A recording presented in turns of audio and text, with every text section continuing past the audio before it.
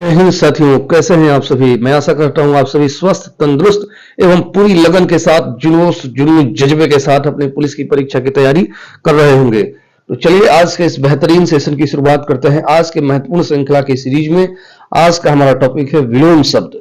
आज के अंदर हमने लगभग 50 से 60 प्रश्नों को कवर किया है जो बहुत ही महत्वपूर्ण है और निश्चित रूप से आपके पेपर के अंदर छपेंगे। चलिए तो वीडियो स्टार्ट करने से पहले मेरा एक छोटा सा रिक्वेस्ट है आपसे कि अगर ये वीडियो पसंद आए तो आप जरूर से जरूर इस चैनल को सब्सक्राइब करेंगे और अपने दोस्तों के बीच भी शेयर करेंगे। और दूसरा रिक्वेस्ट यह है कि आप वीडियो को शुरू से लेकर लास्ट तक दोस्त देखते नहीं है, तो अगर ऐसे करेंगे तो काम नहीं चलने वाला है। दोस्त मेरा पर्सनली 10-12 साल का एक्सपीरियंस है, 5-6 साल से इस टीचिंग के फील्ड में हूं और 25 से 30 परीक्षाओं को मैंने अपने लाइफ के अंदर क्रैक किया है। ये पूरा का पूरा एक्सपीरियंस मैं आपको दे रहा हूं, तो इसको आप बिल्कुल हल्के में न लें। वीडियो को जरूर शुरू से लेकर लास्ट तक देखें, क्योंकि एक एक्सपीरियंस टीचर जब आपको पढ़ाता है और कोई बात कहता है तो उसकी बात की कोई वैल्यू होती है। तो इस बात को आप वैल्यू करिए, निश्चित रूप से ये चीजें आपको पेपर के अंदर पता चलेंगी। इसलिए वीडियो को शुरू से लेकर लास्ट तक जरूर देखिए और वीडियो पसंद आए तो चैनल को जरूर सब्सक्राइब करिए। पहला प्रश्न है, मूर्त शब्द का विलोम क्या होगा। तो मूर्त शब्द का विलोम होगा दोस्त, क्या होगा, अमूर्त। बहुत आसान है, बहुत आसान। कुछ ऐसे शब्द होते हैं जिसके पहले अगर अ हम लगा देते हैं, अ उपसर्ग जैसे ही आता है तो उसका अर्थ क्या होता है, ठीक उल्टा। अ या अन लगा देने से ठीक उसका उल्टा हो जाता है। इसलिए मूर्त शब्द का विलोम अगर हम आपसे पूछें तो आप कहेंगे सर अमूर्त होगा। चलिए अगले क्वेश्चन की तरफ चलेंगे। अगला सवाल क्या कह रहा है, अगला सवाल कह रहा है उथला शब्द का विलोम। उथला शब्द का विलोम का मतलब समझ रहे हैं। एक शब्द हम लोग हिंदी में पढ़ते हैं उठा हुआ, क्या पढ़ते हैं, उठा हुआ। तो उठ से ही बना है उथला, उठ से क्या बना है, उथला। तो उठ बने उठा हुआ, उठा हुआ हिस्सा का अगर हम बात करें उसका विलोम तो आप कहेंगे सर गहराई में। कोई चीज मान लीजिए पहाड़ बहुत उठे हुए होते हैं तो उसके नीचे हम लोग कहते हैं बहुत खाइयां है, गहराई है। तो उठे हुए का विपरीत होगा गहराई, खाई, यानी विकल्प नंबर ए। तो उठला का विलोम होगा गहरा, विकल्प नंबर ए, बिल्कुल याद रखेंगे। अगले क्वेश्चन की तरफ चलेंगे। अगला सवाल क्या कर रहा है, कह रहे स्वर्ग का विलोम। तो ये तो हम लोग हमेशा सुनते रहते हैं कि स्वर्ग का विलोम क्या होता है दोस्त, नरक। स्वर्ग का विलोम क्या होता है, नरक। विकल्प नंबर सी राइट जवाब होगा। चलिए अगले क्वेश्चन की तरफ चलते हैं। अगला क्वेश्चन क्या कह रहा है, कह रहा है राग शब्द का विलोम क्या होगा। तो राग शब्द का विलोम होगा विराग, क्या होगा, विराग। कई लोग अब इसमें अनुराग लगा देंगे, तो दोस्त ऐसा नहीं है। राग का मतलब होता है प्रेम। राग का मतलब क्या होता है, प्रेम। किसी से लगाव है तो हम कहेंगे कि अरे उसका बहुत उससे राग है। राग मैंने बन रहा है, उससे प्रेम है, उससे जुड़ाव है। लेकिन विराग का मतलब क्या होता है, विच्छेदन, प्रेम विच्छेदन, यानी उससे उसका जो लगाव था वो टूट गया। ठीक है, तो राग का ठीक विपरीत विराग होगा, है ना। जैसे आप हिंदी के अंदर, अंग्रेजी के अंदर बोलते हैं अफेयर और ब्रेकअप, वही है। अफेयर का मतलब हो गया राग, क्या नाम है, ब्रेकअप का मतलब हो जाएगा विराग। क्लियर हो गई बात। चलिए अगले क्वेश्चन की तरफ चलेंगे। अगला सवाल क्या कह रहा है, सूक्ष्म शब्द का विलोम क्या होगा।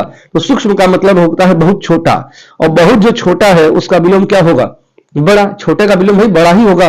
और बड़ा शब्द को हिंदी के अंदर हम लोग जानते हैं स्थूल नाम से। किस नाम से जानते हैं, स्थूल। विकल्प नंबर ए राइट जवाब होगा। धड़ाधड़ जवाब देते रहिए। चलते हैं अगले क्वेश्चन की तरफ। अगला सवाल एकदम रटते चलना है दोस्त। अगला सवाल है स्वाधीन शब्द का विलोम है। तो स्वाधीन शब्द का विलोम क्या है दोस्त, तो स्वाधीन शब्द का विलोम है पराधीन। स्वाधीन शब्द का मतलब समझते हैं, स्वाधीन का मतलब होता है आप एक तरीके से कह सकते हैं भाई अपने अधीन है, वने वो किसी के, स्व मने अपना, अधीन मने अधीन। तो अपने अधीन, अपने मर्जी से जो कोई काम करने वाला है उसको कहते हैं स्वाधीन। लेकिन जब आप अपनी मर्जी से काम नहीं करते हैं तो उसको कहते हैं हम कि हम गुलाम हो गए किसी के। और जब हम गुलाम हो गए तो गुलाम शब्द के लिए हिंदी में एक शब्द आता है पराधीन। विकल्प नंबर सी बिल्कुल प्रश्न का राइट जवाब होने वाला है। अगले प्रश्न की तरफ चलेंगे। अगला सवाल क्या कर रहा है, कह रहा है सन्मार्ग शब्द का विलोम क्या होगा। तो सन्मार्ग का होगा, सन्मार्ग देखिए दो शब्दों से मिलकर बना है। आप विच्छेद इसका करेंगे तो सत्य धन मार्ग। सत्य माने होता है सत्य, मार्ग माने रास्ता। सत्य के रास्ते पर चलने वाले को हम कहते हैं कि वह सन्मार्ग के रास्ते पर चल रहा है। तो सत्य के रास्ता का ठीक उल्टा क्या होता है, जो व्यक्ति खराब रास्ते पर चलता है तो उसको हम कहते हैं कुमार्ग। तो सन्मार्ग का विपरीत क्या होगा, कुमार्ग। विकल्प नंबर डी बिल्कुल राइट जवाब होने वाला है प्रश्न का 7 का डी। अगले क्वेश्चन की तरफ चलेंगे। अगला सवाल क्या कह रहा है, अगले सवाल की तरफ चलेंगे। रिजु है, कह रहा है रिजु का विलोम शब्द क्या होगा। तो रिजु का मतलब समझते हैं क्या होता है, रिजु का मतलब होता है एकदम सीधा, आप स्ट्रेट लाइन। रिजु रेखा पढ़े होंगे, रेखा गणित जब आप अर्थमेटिक पढ़े होंगे, अलजेब्रा पढ़े होंगे, तो अलजेब्रा के अंदर हम लोग अच्छा 9-10 के अंदर अक्सर इस चीजों को पढ़ते हैं, है ना। मेंसुरेशन के अंदर, ज्योमेट्री के अंदर इस चीजों को हम अक्सर डिस्कशन करते हैं। तो मेंस्ट्रुएशन ज्योमेट्री का पार्ट होता है, वहां पे हम लोग पढ़ते हैं ऋजु रेखा यानी स्ट्रेट लाइन। तो उसी का अब सीधा का विपरीत क्या होगा, उल्टा, है ना। टेढ़ा मेढ़ा तो उसका विलोम होगा वक्र, वक्र होगा वक्र। विकल्प नंबर सी प्रश्न का बिल्कुल राइट जवाब हो जाएगा। ऋजु का विलोम होगा वक्र। क्लियर हो गई बात। अगले क्वेश्चन की तरफ चलेंगे। अगला प्रश्न क्या कह रहा है, कह रहा है अभ्यंतर शब्द का विलोम क्या हो। अभ्यंतर का मतलब समझते हैं। अभ्यंतर का मतलब होता है अंदर का। अभ्यंतर माने अंदर का, तो अंदर का विलोम क्या होगा, बाहर। अंदर का विलोम होगा बाहर। तो बाहर के लिए विकल्प नंबर ए होगा, विकल्प नंबर ए बाह्य, बाहर होगा विकल्प नंबर ए। अभ्यंतर का मतलब होता है बाहर का, और बाहर का विलोम होगा अंदर का, और अंदर के लिए हम लोग कहते हैं, सॉरी, अभ्यंतर का मतलब होता है बाहर का, सॉरी गलती हो गई, मिस्टेक हो गई, दोबारा से सुन लीजिए। अभ्यंतर का मतलब होता है अंदर का, तो इसका विलोम क्या होगा, बाहर का। अभ्यंतर शब्द का अर्थ है अंदर का, तो इसका विलोम होगा बाहर का, और इसलिए विकल्प नंबर ए बाह्य प्रश्न का राइट जवाब होगा। अगले क्वेश्चन की तरफ चलेंगे। अगला सवाल क्या कर रहा है, मसृण का विलोम क्या है। मसृण का मतलब समझते हैं। मसृण का मतलब होता है मुलायम। मुलायम, कोई चीज बहुत सॉफ्ट हो तो उसे हम कहेंगे मसृण, हिंदी की भाषा में। तो मसृण है मुलायम, तो मुलायम का ठीक उल्टा क्या हो जाता है दोस्त, बहुत रूखा हो, तो इसे कहते हैं रुक्ष। क्या कहेंगे, रुक्ष। विकल्प नंबर बी प्रश्न का राइट जवाब होने वाला है दोस्त। मैं आशा करता हूं ये सारे के सारे प्रश्न आपको समझ में आ रहे होंगे। चलिए अगले क्वेश्चन की तरफ चलते हैं। कह रहा है चिरंतन का विलोम क्या होगा। चिरंतन का मतलब समझते हैं, चीर प्लस अंत, मैंने चीर काल तक जिसका अंत ना हो, माने कोई ऐसा व्यक्ति, ऐसी चीज जो जिसका कभी अंत हो ही नहीं, जिसे आप कहते हैं अमर है वो, है ना, अमर हो, उसका कभी अंत ना हो। तो अमर का विलोम, जो चीज अमर है और उसका विलोम हम अगर पूछें तो उसका विलोम होगा नश्वर। क्या होगा, नश्वर। नश्वर का मतलब समझते हैं। नश्वर का मतलब होता है कि वह चीज, वह वस्तु जो नाशवान है, जिसका नाश निश्चित है, उसी को हम कहते हैं नश्वर। तो एक चीज होता है चिरंतन, जिसका कभी कोई अंत ही ना हो, जिसका कभी नाश ही ना हो, और नश्वर का मतलब है कि उस चीज का नाश निश्चित है। तो विकल्प नंबर सी प्रश्न का राइट जवाब होगा। अगले क्वेश्चन की तरफ चलेंगे। अगला सवाल क्या कह रहा है, कह रहा है अस्थावर शब्द का विलोम क्या होगा। यह सवाल दोस्त पेपर के अंदर कई बार पूछा है। अस्थावर शब्द जो है ये पेपर के अंदर कई बार पूछा है, तो इसको दिमाग के अंदर छाप के चलना है। अस्थावर शब्द का विलोम होता है दोस्त जंगम।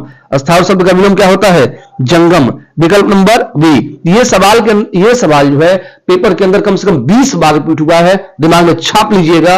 अस्थावर शब्द का विलोम होता है दोस्त जंगम। अगले क्वेश्चन की तरफ चलेंगे। अगला सवाल क्या कर रहा है, कह रहा है मूक शब्द का विलोम। मूक का मतलब समझते हैं।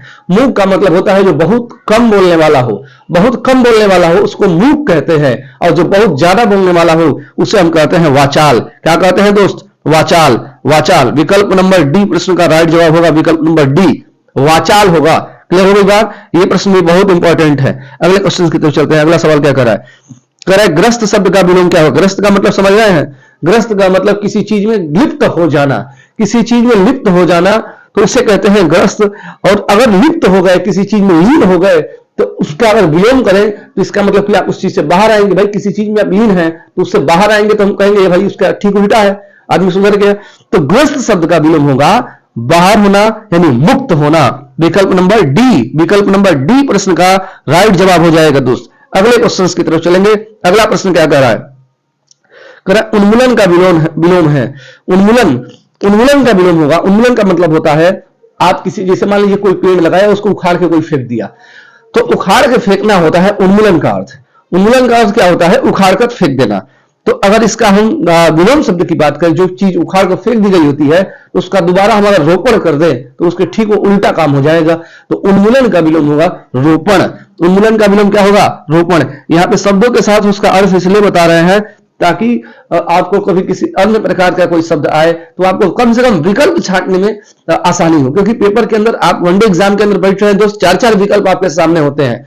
तो अगर आप शब्दों को तैयार करके जाते हैं तो वहां में कम से कम नहीं एग्जैक्ट क्वेश्चन आया तो आप विकल्प से जरूर छांट के सवाल का जवाब दे पाएंगे। अगले क्वेश्चन की तरफ चलेंगे। अगला सवाल क्या कर रहा है, कह रहा है अर्वाचीन का सब विलोम होगा। तो अर्वाचीन का होगा दोस्त प्राचीन। अर्वाचीन का मतलब समझते हैं क्या होता है, नया नया। अर्वाचीन का मतलब क्या होता है, नया नया।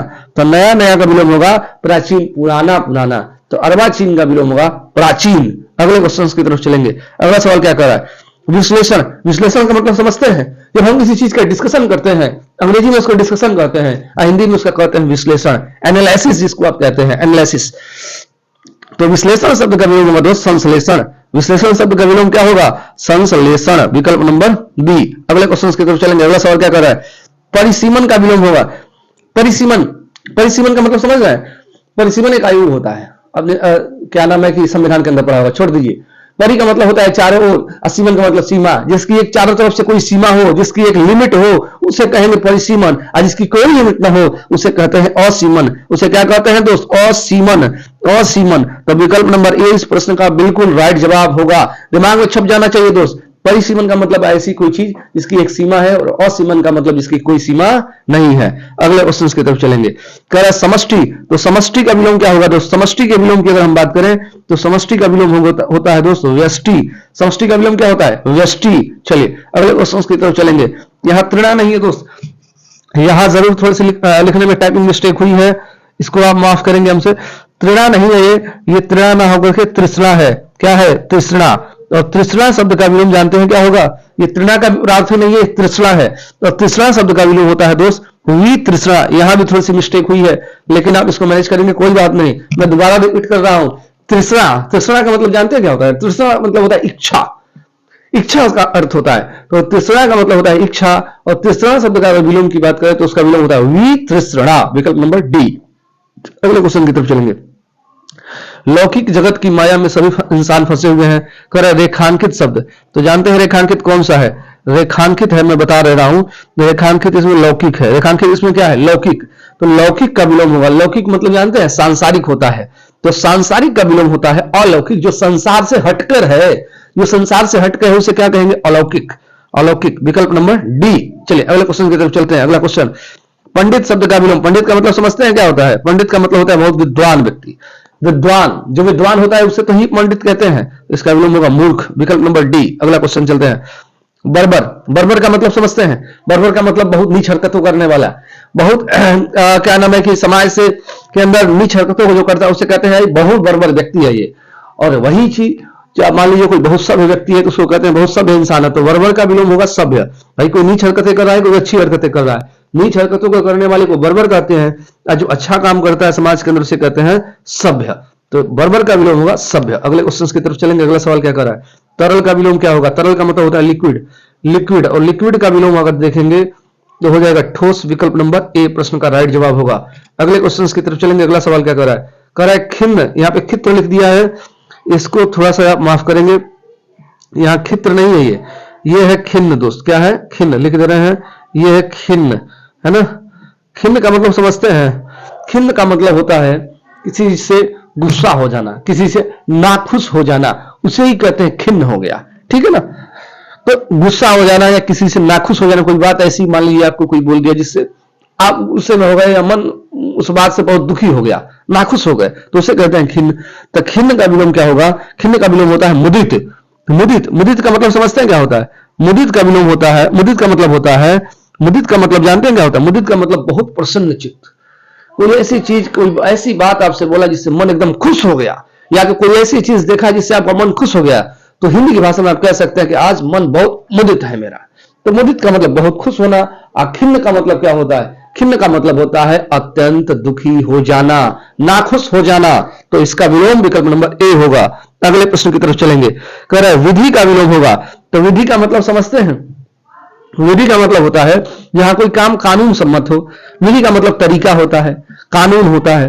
तो कानून के अंदर कई ऐसी चीजें हैं जहां पे मना हो जाता है कि भाई ये काम करोगे तो इतनी पेनल्टी लग जाएगी, इतना आपके ऊपर जुर्माना लग जाएगा। तो विधि का विलोम होता है दोस्त निषेध। क्या होता है?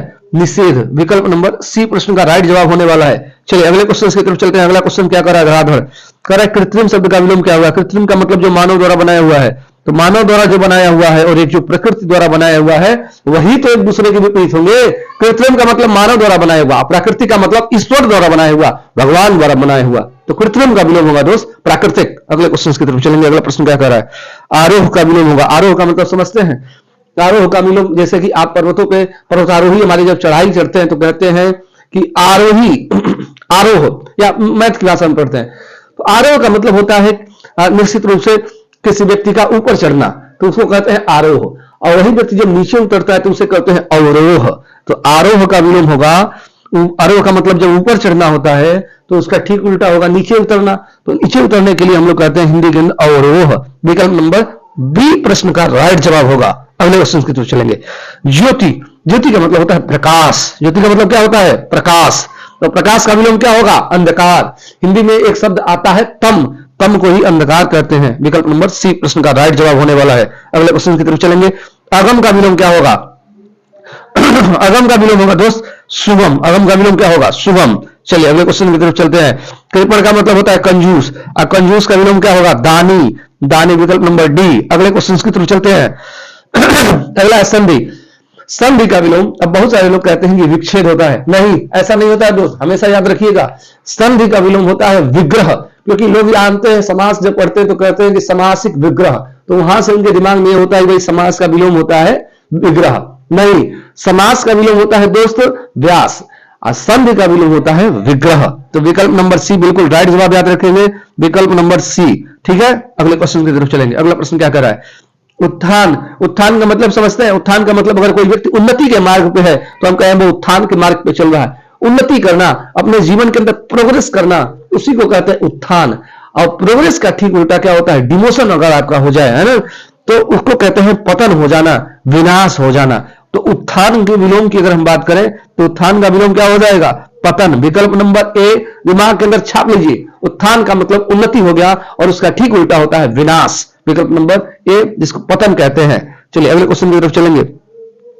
स्तुति। स्तुति का मतलब होता है दोस्त किसी की प्रशंसा करना, और प्रशंसा का उल्टा क्या होता है? ठीक, प्रशंसा का ठीक उल्टा होता है निंदा करना, चुगली करना। विकल्प नंबर बी प्रश्न का राइट जवाब होगा। अगले क्वेश्चन की तरफ चलते हैं। अधिक का विलोम होगा, अधिक माने अधिकता आप जानते ही हैं, तो अधिक का क्या होगा? न्यून, जिसका मतलब होता है कम होना। अधिक माने बहुत कोई चीज अधिक है, तो अधिक का विलोम क्या होगा? कम, और कम को क्या कहते हैं? न्यून। विकल्प नंबर ए प्रश्न का राइट जवाब होगा। अगले क्वेश्चन की तरफ चलते हैं। क्षुद्र का विलोम शब्द क्या है? क्षुद्र का मतलब समझते हैं क्या होता है?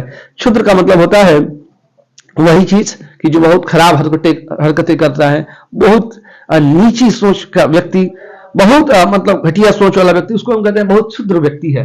तो नीचा से मतलब है इसका। और इसी के उल्टा अगर हम बात करें तो जो कोई बहुत महान सोच वाला, जैसे हम स्वामी विवेकानंद की बात करते हैं, तो एक महान व्यक्ति है। समाज के अंदर बहुत क्षुद्र व्यक्ति भी है, बहुत महान व्यक्ति भी है। तो क्षुद्र का उल्टा क्या होता है? महान। विकल्प नंबर बी। अगला क्वेश्चन देखते हैं। अगला क्वेश्चन क्या कर रहा है? कह रहा है एकत्र का विलोम क्या होगा? एकत्र। एकत्र का विलोम हो जाएगा दोस्तों विकीर्ण। एकत्र का मतलब क्यों? इकट्ठा हुआ होता है। एकत्र का मतलब क्या होता है? इकट्ठा हुआ। किसी चीज को इकट्ठा करते हैं तो हम कहते हैं एकत्र। तो इसी का विलोम हो जाएगा विकीर्ण।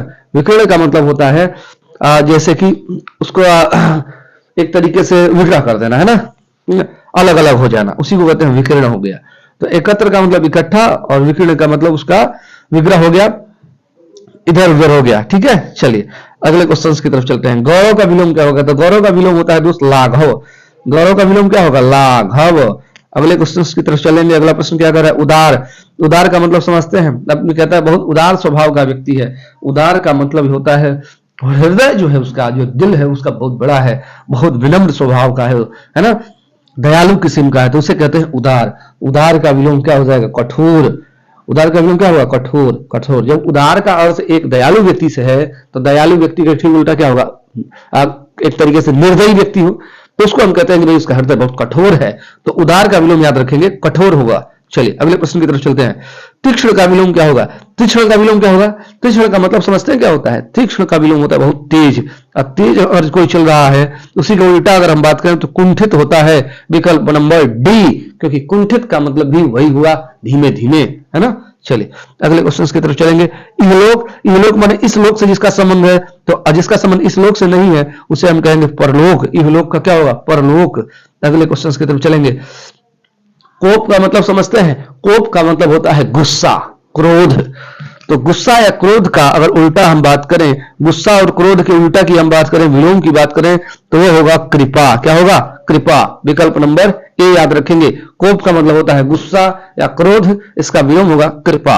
अगला क्वेश्चन की तरफ चलेंगे। अगला प्रश्न क्या कर रहा है? सरल का विलोम क्या होगा? तो सरल का मतलब होता है, आप समझते ही हैं, सरल, इजी, है ना। तो सरल का विलोम हो जाएगा आपका, सरल का विलोम हो जाएगा आपका जटिल। जटिल, है ना, जटिल जो आसान नहीं है। सरल का मतलब जब इजी हम कहते हैं बहुत सरल प्रश्न आया है, माने इजी है, तो सरल का मतलब इजी। अगर पेपर बहुत टफ आ जाए तो हम कहते हैं कठिन, है ना, कठिन। और कठिन को हिंदी की दूसरी भाषा में जटिल भी कहा जाता है। चलिए अगले क्वेश्चन की तरफ चलेंगे। यथार्थ का विलोम शब्द क्या होगा? तो देखिए यथार्थ का मतलब होता है वास्तविकता। जैसे हम लोग कहते हैं कि रियलिटी क्या है ना, तो उसको कहते हैं हम लोग रियलिटी। तो रियलिटी शब्द को ही हिंदी के अंदर यथार्थ कहते हैं, यानी वास्तविकता। यथार्थ शब्द का अर्थ हुआ वास्तविकता, और वास्तविकता का विलोम होगा काल्पनिक, इमेजिनरी। ठीक है, तो यथार्थ का ठीक उल्टा होता है काल्पनिक, जो कि चारों विकल्पों में से कहीं से नहीं दिया है। तो इसके लिए दोस्त मैं आपसे ये बात कहूंगा कि इसके चारों विकल्प गलत है। इसके अंदर होना चाहिए क्या? काल्पनिक। आपके पेपर के अंदर ये कई बार पूछ लिया गया है, तो इसके लिए याद रखेंगे काल्पनिक होता है। क्या होता है? काल्पनिक। यथार्थ का ठीक उल्टा होता है काल्पनिक। अगले क्वेश्चन की तरफ चलेंगे। अगला क्वेश्चन क्या कर रहा है? अल्प का मतलब होता है कम। अल्प का मतलब क्या होता है? कम। तो कम का विलोम क्या होगा? अधिक। और अधिक को हिंदी के अंदर कहते हैं अति। क्या कहते हैं? अति। अल्प माने कम और अति माने अधिक। अगले क्वेश्चन की तरफ चलेंगे। अगला क्वेश्चन क्या कर रहा है? आलोक का मतलब होता है दोस्त प्रकाश। आलोक का मतलब क्या होता है? प्रकाश। और प्रकाश, बहुत सारे लड़कों का नाम हुआ आलोक। तो आलोक का मतलब होता है प्रकाश, और प्रकाश का विलोम होता है अंधकार। और अंधकार को हिंदी के अंदर कहते हैं तिमिर। क्या कहते हैं? तिमिर। याद रखेंगे। अगला प्रश्न क्या कर रहा है? उद्धत का विलोम क्या होगा? उद्धत का विलोम होता है दोस्त विनीत। क्या होता है? विनीत। चलिए अगले प्रश्न की तरफ चलेंगे। प्रसारण का विलोम होता है, प्रसारण का मतलब होता है फैला हुआ। किसी चीज का बहुत फैला देना उसको कहते हैं प्रसारण। और उसका ठीक विलोम अगर हम बात करें तो आकुंचन होगा। क्या होगा? आकुंचन। अगले क्वेश्चन की तरफ चलेंगे। श्री गणेश का मतलब होता है किसी चीज की शुरुआत की जाती है, तो वहां से हम कहते हैं श्री गणेश हो गया इसका अंगा। श्री गणेश का मतलब शुरुआत होना, और शुरुआत का उल्टा क्या हो जाएगा? इतिश्री। विकल्प नंबर ए प्रश्न का राइट जवाब होने वाला है दोस्त। अगले प्रश्न की तरफ चलेंगे। कर्कश का विलोम क्या होगा? तो कर्कश का विलोम होने वाला है दोस्त मधुर। कर्कश का विलोम क्या होने वाला है? मधुर। चलिए अगले क्वेश्चन की तरफ चलेंगे। उन्मिलन शब्द का विलोम क्या होगा?